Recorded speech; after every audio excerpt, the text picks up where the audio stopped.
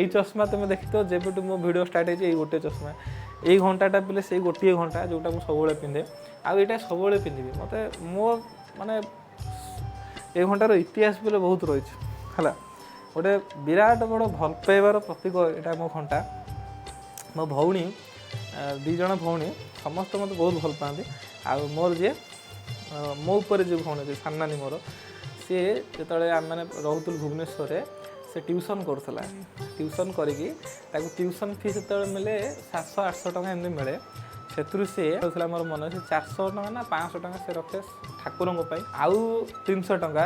ମୋ ପାଇଁ ରଖେ ହେଲା ତ ଏମିତି ରଖି ରଖି ରଖି ରଖି ସେତେବେଳେ ସିଏ ମାନେ ଏଇ ଘଣ୍ଟାଟା ମୋତେ ଗିଫ୍ଟ ଦେଇଥିଲା ତା ବାହାଘର ହେଇଗଲା ବାହାଘର ପରେ ସେ ମୋତେ ଏଇଟା ଦେଇଥିଲା ତାର ସେଇ ପରିଶ୍ରମ କରି ଏତେ ମାନେ ଦିନର ପରିଶ୍ରମ ବର୍ଷ 1.5 ବର୍ଷର ପରିଶ୍ରମ ସବୁଦିନ କରି କରି ମୋତେ ସେଇ ଘଣ୍ଟାଟା ଦେଇଥିଲା।